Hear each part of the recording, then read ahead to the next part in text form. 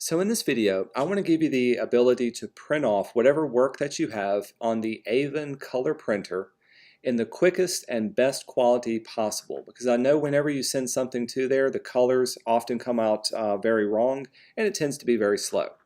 So there's a couple of steps to do this, and the main thing to remember is we're going to save our artwork as a JPEG and we're going to print it in RGB format. Now for this video, I'm going to show you how to set it up in Adobe Illustrator and also Adobe InDesign. If you're working in Photoshop, you should be able to quickly and easily save it as a JPEG. But Illustrator and InDesign are a little bit different, so I'm going to step you through this now. I'm in Illustrator. We're going to save this as a JPEG by going to File, Export, and choose Export As. With this selected, I'm going to save mine to the desktop, and we'll give it a name, Buttons 2. And the format we want to choose will be a JPEG. Also, if you're working in Illustrator, make sure to turn on Use Artboards. If you don't do this, it'll rescale your artwork to be slightly smaller than the artboard, and it may not be the exact size that you want it to be when you print off. With Artboards and JPEG selected, we'll hit Export. Under the next one, we want to change our color mode from CMYK to RGB. Make sure the quality is as high as possible and the resolution is set to 300 ppi. When we click OK, this will export all of your artwork that you have selected as a JPEG. We should be able to find it now on our desktop.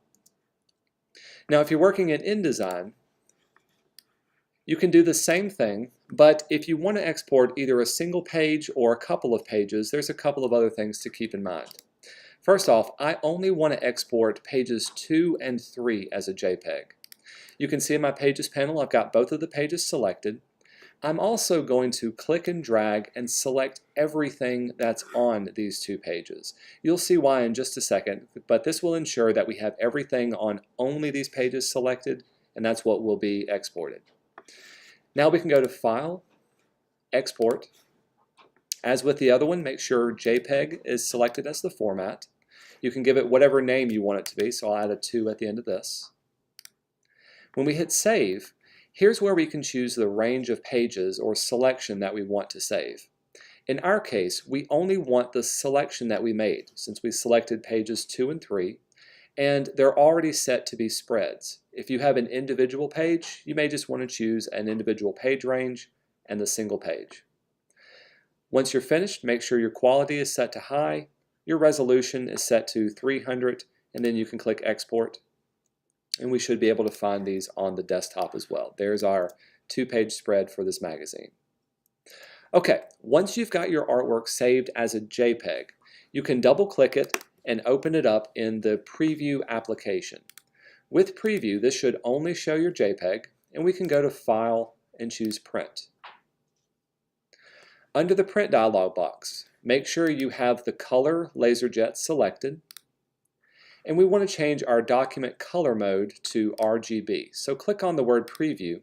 If you don't see Preview, you may need to show more details, and choose Color Matching. Color Matching will allow you to change the profile from Automatic or from CMYK and select the RGB profile. Once it's finished, simply hit Print, and this will be sent to the printer, and the colors and the size should work okay. The last thing, and I didn't point this out, is to make sure you've got the correct paper size selected. I'll reprint the buttons on a larger page, so I'll double-click Buttons. With this one pulled up, we'll go to File and Print. In my case, if I needed to change the paper size and didn't want it to be on tabloid, I could print it off on a letter size. Again, we can choose the color matching, make sure RGB is selected, and then when we go back to Preview, we can make sure it either scales to fit or we can scale it up or down to be whatever size we want it to be. And again, we'll hit Print and send it to the printer for there. That's it. That's all you have to do in order to get a good quality, quick print to be sent to the printer.